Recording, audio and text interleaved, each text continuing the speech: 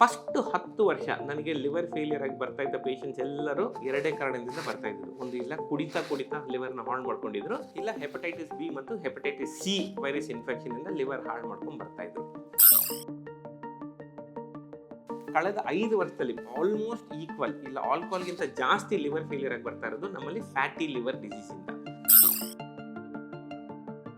So ನೀವು IT professionals ಎಲ್ಲರೂ ನೋಡ್ಬೋದು, ಈಗ ಹೆಂಗಾಗಿರ್ತಾರೆ 25-30 ವರ್ಷದ, ಬಟ್ ಏನಂದ್ರೆ ಹೊಟ್ಟೆ ಬೆಳೆಸ್ಕೊಂಡಿರ್ತಾರೆ. ಸೊ ಈಗ ಏನ್ ಮಾಡ್ಬೇಕು ಸರ್ ಫ್ಯಾಟಿ ಲಿವರ್ನ ಕಮ್ಮಿ ಮಾಡ್ಬೇಕಂದ್ರೆ?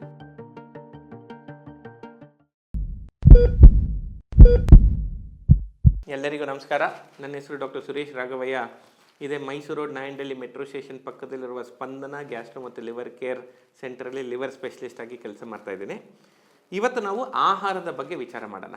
ಆಹಾರ ಮತ್ತು ಯಕೃತ್ತಿನ ಹೆಲ್ತ್ ಬಗ್ಗೆ. What is liver health and how does food affect the liver health ಅಂತ. ಸೊ ನಾನು ಲಿವರ್ ಸ್ಪೆಷಲಿಸ್ಟ್ ಆಗಿ ಪ್ರಾಕ್ಟೀಸ್ ಮಾಡಿ ಈಗ ಒಂದು 15 ವರ್ಷದಲ್ಲಿ ಇದ್ದೀನಿ. 15 ವರ್ಷ ಈ ಪ್ರಾಕ್ಟೀಸಲ್ಲಿದ್ದೀನಿ. ಫಸ್ಟ್ 10 ವರ್ಷ ನನಗೆ ಲಿವರ್ ಫೇಲಿಯರ್ ಆಗಿ ಬರ್ತಾ ಇದ್ದ ಪೇಷಂಟ್ಸ್ ಎಲ್ಲರೂ ಎರಡೇ ಕಾರಣದಿಂದ ಬರ್ತಾ ಇದ್ದಿದ್ದು. ಒಂದು ಇಲ್ಲ ಕುಡಿತಾ ಲಿವರ್ನ ಹಾಳು ಮಾಡ್ಕೊಂಡಿದ್ರು, ಇಲ್ಲ ಹೆಪಟೈಟಿಸ್ ಬಿ ಮತ್ತು ಹೆಪಟೈಟಿಸ್ ಸಿ ವೈರಸ್ ಇನ್ಫೆಕ್ಷನ್ ಇಂದ ಲಿವರ್ ಹಾಳು ಮಾಡ್ಕೊಂಡು ಬರ್ತಾ ಇದ್ರು. ಈಗ ಪ್ರಾಬ್ಲಮ್ ಏನಾಗಿದೆ ಅಂದರೆ, ಕಳೆದ 5 ವರ್ಷದಲ್ಲಿ ಬೆಂಗಳೂರು ಬಂದ ಮೇಲೆ ನಾನು ನೋಡ್ತಾ ಇರೋದೇನೆಂದರೆ, ಆಲ್ಮೋಸ್ಟ್ ಈಕ್ವಲ್ ಇಲ್ಲ ಆಲ್ಕೋಹಾಲ್ಗಿಂತ ಜಾಸ್ತಿ ಲಿವರ್ ಫೇಲಿಯರ್ ಆಗಿ ಬರ್ತಾ ಇರೋದು ನಮ್ಮಲ್ಲಿ ಫ್ಯಾಟಿ ಲಿವರ್ ಡಿಸೀಸಿಂದ. ಫ್ಯಾಟಿ ಲಿವರ್ ಡಿಸೀಸ್ ಈಗ ಎಪಿಡೆಮಿಕ್ ಪ್ರೊಪೋರ್ಷನ್ಸ್ ಆಗಿಬಿಟ್ಟಿದೆ. ಎಪಿಡೆಮಿಕ್ ಪ್ರೊಪೋರ್ಷನ್ ಅಂದರೆ ಕುಡಿಯೋದಕ್ಕಿಂತ ಜಾಸ್ತಿ ಡ್ಯಾಮೇಜು ನಮಗೆ ಫ್ಯಾಟಿ ಲಿವರ್ ಪೇಷಂಟ್ಸಿಂದ ಬರ್ತಿದ್ದಾರೆ. ಇನ್ನೊಂದು ಏನು ಹೇಳ್ಬೇಕಂದ್ರೆ, ಯೂಶಲಿ ಆಲ್ಕೋಹಾಲಿಕ್ ಲಿವರ್ ಫೇಲಿಯರ್ ಇದ್ದವರು 50 ವರ್ಷ 55 ವರ್ಷ ಆದಮೇಲೆ ಲಿವರ್ ಫೇಲಿಯರಲ್ಲಿ ಬರ್ತಾಯಿದ್ರು. ಈ ಫ್ಯಾಟಿ ಲಿವರಿಂದ ಫೇಲಿಯರ್ ಆಗಿ ಬರ್ತಾ ಇರೋರು 30-35 ವರ್ಷದೊಳಗೆ ನಮಗೆ ಲಿವರ್ ತೊಂದರೆಯಿಂದ ಕಾಣಿಸ್ಕೊಂಡು ಬರ್ತಿದ್ದಾರೆ. ಇದು ಯಾಕೆ ಆಗ್ತಾ ಇದೆ ಅಂತ ಸಣ್ಣದಾಗಿ ಒಂದು ಮಾತಾಡೋಣ ಈಗ.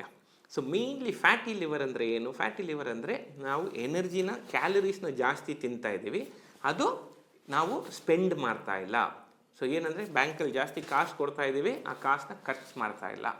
ಆ ಲಿವರ್ ಏನು ಮಾಡುತ್ತೆ, ಈ ಎಕ್ಸ್ಟ್ರಾ ಕ್ಯಾಲರೀಸ್ನೆಲ್ಲ ತಗೊಂಡು ಏನು ಮಾಡಬೇಕಂತ ಗೊತ್ತಾಗದೆ ಏನು ಮಾಡುತ್ತೆ, ಅದನ್ನು ಫ್ಯಾಟ್ ಆಗಿ ಕನ್ವರ್ಟ್ ಮಾಡಿ ತನ್ನಲ್ಲೇ ತಾನೇ ಸ್ಟೋರ್ ಮಾಡ್ಕೊಳ್ಳುತ್ತೆ. So this is what is called fatty liver disease. ಈಗ ಹೊಸ ನಾಮಕರಣ ಮಾಡಿದ್ದಾರೆ ಅದಕ್ಕೆ, metabolic associated steatotic liver disease ಅಂತ. ಬಟ್ ಬೇಸಿಕಲಿ ಏನಂತ ಅರ್ಥ, ನಾವು ಜಾಸ್ತಿ ಊಟ ಮಾಡಿ ಜಾಸ್ತಿ ಎನರ್ಜಿನ ತಿಂತಾ ಇದ್ದೀವಿ, ಅದನ್ನು ಖರ್ಚು ಮಾಡ್ತಾ ಇಲ್ಲ ಅಂತ ಅರ್ಥ.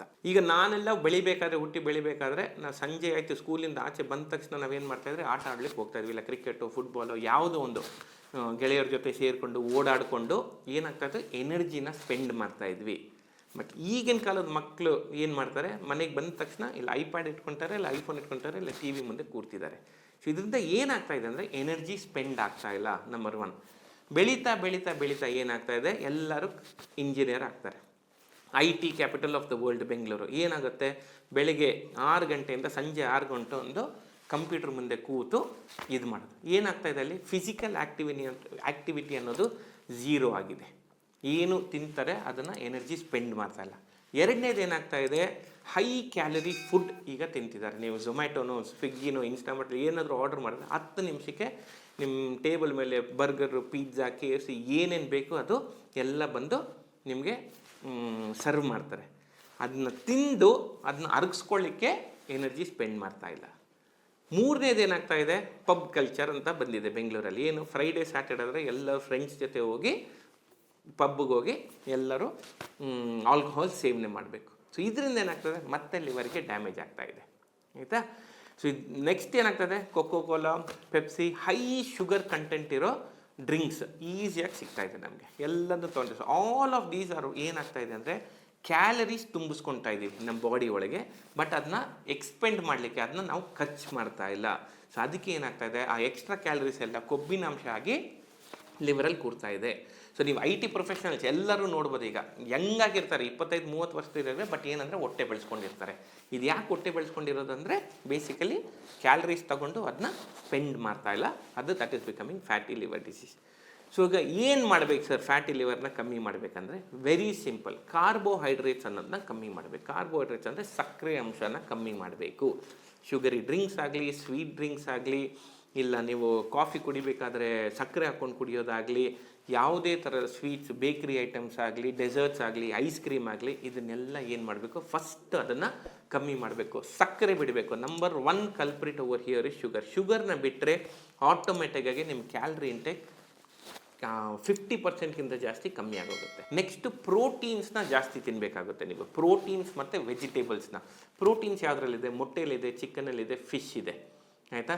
ವೆಜಿಟೇಬಲ್ಸ್, ಕಲರ್ಡ್ ವೆಜಿಟೇಬಲ್ಸ್ ಇದೆಲ್ಲ, ಬೀಟ್ರೂಟ್ ತಿನ್ನಿ, ಕ್ಯಾರೆಟ್ ತಿನ್ನಿ, ಫ್ರೂಟ್ಸ್ ತಿನ್ನಿ, ಆರೆಂಜ್ ತಿನ್ನಿ, ಯಾವುದೇ ಥರದ ನೀವು ವೆಜಿಟೇಬಲ್ಸ್ ತಿನ್ನಿ, ಅದರಲ್ಲಿ ನಿಮಗೆ ಕ್ಯಾಲರಿ ಕಂಟೆಂಟ್ ಕಮ್ಮಿ ಇರುತ್ತೆ ಆ್ಯಂಡ್ ಇಟ್ ಈಸ್ ಹೆಲ್ತಿ. ಯಾಕೆ? ವೈಟಮಿನ್ಸು, ಮಿನರಲ್ಸ್ ಎಲ್ಲ ನಿಮಗೆ ವೆಜಿಟೇಬಲಲ್ಲೇ ಸಿಗೋದು. ಅದನ್ನು ಕಮ್ಮಿ ಮಾಡಿ. ನೆಕ್ಸ್ಟ್ ಮೂರನೇದೇನು? ಎಣ್ಣೆನಲ್ಲಿ ಡೀಪ್ ಫ್ರೈ ಮಾಡಿರುವಂಥ ಪದಾರ್ಥನ ಕಮ್ಮಿ ಮಾಡಿ. ಅದನ್ನು ಅಷ್ಟು ಮಾಡಿದ್ರೆ ನಿಮಗೇನಾಗುತ್ತೆ? ಕ್ಯಾಲ್ರಿ ಕೌಂಟಿಂಗ್ ನಿಮಗೆ ಗೊತ್ತಾಗುತ್ತೆ, ಎಷ್ಟು ಮಾತ್ರ ಕಮ್ಮಿ ಮಾಡ್ಬೋದು ನಿಮಗೆ ಕ್ಯಾಲ್ರಿ ಅಂತ. ಎರಡನೇದು ವೆರಿ ಇಂಪಾರ್ಟೆಂಟ್ ಏನು? ನಿಮ್ಮಲ್ಲಿರೋಂಥ ಎನರ್ಜಿನ ಸ್ಪೆಂಡ್ ಮಾಡಬೇಕು. ದಿನನಿತ್ಯ 20 ನಿಮಿಷ ಎಕ್ಸಸೈಸ್ ಮಾಡಿದ್ರೆ ಸಾಕು. ದಿನ ಬ್ರಿಸ್ಕ್ ವಾಕಿಂಗು, ಸ್ವಿಮ್ಮಿಂಗು, ಸೈಕ್ಲಿಂಗು, ಟ್ರೆಡ್ಮಿಲ್ಲು ಯಾವುದಾದ್ರು ಒಂದು 20 ನಿಮಿಷ ಮಾಡಿದ್ರೆ ಸಾಕು. ಇಲ್ಲ ಈ ದಿನ ಮಾಡಲಿಕ್ಕಾಗಲ್ಲ ಸರ್ ಅಂದರೆ ವಾರಕ್ಕೆ 150 ನಿಮಿಷ ಎಕ್ಸಸೈಸ್ ಮಾಡಬೇಕು. ಅದಕ್ಕೇನಾಗುತ್ತೆ? ಲಿವರಲ್ಲಂತಿರೋ ಫ್ಯಾಟ್ ಆಟೋಮೆಟಿಕಾಗಿ ಕರಗೋಗುತ್ತೆ ಮತ್ತು fatty liver will get reversed. So 20 minutes of exercise per day or 150 minutes of exercise per week is what is recommended for reversing fatty liver. So ನಾವು ಎಲ್ಲರೂ ಸಾಧುಗಳಲ್ಲ, ಡೆಫಿನೆಟಾಗಿ ತಿಂತೀವಿ. ನಮಗೂ ಐಸ್ ಕ್ರೀಮ್ ತಿನ್ಬೇಕನ್ಸುತ್ತೆ, ಬೇಕರಿ ಐಟಮ್ ತಿನ್ಬೇಕನ್ಸುತ್ತೆ. ದಿನನಿತ್ಯ ತಿನ್ಬಿಡಿ. ವಾರಕ್ಕೆ 1 ಸತಿನೋ ತಿಂಗಳಿಗೆ 2 ಸತಿನೋ ಡೆಫಿನೆಟಾಗಿ ಎಲ್ಲರೂ ಹೋಗಿದ್ದೀವಿ. ಇವಾಗ ಆಲ್ಕೋಹಾಲ್ ಸೇವನೆ ಮಾಡಬೇಕು. The safest amount of alcohol to consume is 0.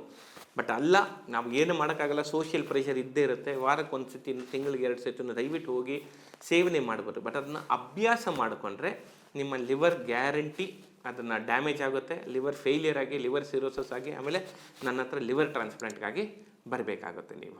So very simple. ಆಹಾರದಲ್ಲಿ ಕಾರ್ಬೋಹೈಡ್ರೇಟ್ಸ್ನ ಕಮ್ಮಿ ಮಾಡಿ, ಪ್ರೋಟೀನ್ಸ್ ಮತ್ತು ವೆಜಿಟೇಬಲ್ಸ್ ಮತ್ತು ಫ್ರೂಟ್ಸ್ನ ಜಾಸ್ತಿ ಮಾಡಿ. ಫ್ಯಾಟ್ಸ್ ಇಸ್ ವೆರಿ ಗುಡ್, ಸ್ವಲ್ಪ ತಿನ್ನಬೇಕು. ನಮ್ಮ ಆಯಿಲ್ ಸ್ವಲ್ಪ ಬೇಕು, ಯಾಕೆ? ಫ್ಯಾಟ್ ಸಾಲ್ಯುಬಲ್ ವೈಟಮಿನ್ಸ್ ಇದೆ. ಆಯಿಲ್ ಒಳ್ಳೆಯದೇ, ಬಟ್ ತೀರಾ ಒಳ್ಳೆಯದಲ್ಲ. ದಿನನಿತ್ಯ ನೀವು ಎಣ್ಣೆನಲ್ಲಿ ಕರೆದಿದ್ದು ಸಾಮಾನು ತಿನ್ನಬೇಕಾಗಿಲ್ಲ. ವಾರಕ್ಕೆ 1 ಸತಿನೋ ತಿಂಗಳಿಗೆ 2 ಸತಿ ಡೆಫಿನೆಟಾಗಿ ತಿನ್ನಿ. But most importantly physical exercise ಮಾಡಿ. ಇಷ್ಟು ಮಾಡಿದ್ರೆ ನಿಮ್ಮ ಲಿವರ್ ನಿಮಗೆ ಥ್ಯಾಂಕ್ ಯು ಅಂತ ಹೇಳುತ್ತೆ. ಅದು ಏನು ಡ್ಯಾಮೇಜ್ ಆಗೋದಿಲ್ಲ. ಈ ಥರ ಏನಾದರೂ ನಿಮಗೆ ಡಯಟ್ ಅಡ್ವೈಸ್ ಆಗಲಿ, ಎಕ್ಸಸೈಸ್ ಅಡ್ವೈಸ್ ಆಗಲಿ, ಇಲ್ಲ ಲಿವರ್ ಹೆಲ್ತ್ ಬಗ್ಗೆ ನೀವೇನಾದರೂ ತಿಳ್ಕೊಬೇಕಂದ್ರೆ ದಯವಿಟ್ಟು ನಮ್ಮ ಸ್ಪಂದನ ಗ್ಯಾಸ್ಟ್ರೋ ಆ್ಯಂಡ್ ಲಿವರ್ ಸೆಂಟ್ರಿಗೆ ಒಮ್ಮೆ ಬಂದು ಭೇಟಿ ಕೊಡಿ. We will be very happy to take care of you. ನಮಸ್ಕಾರ.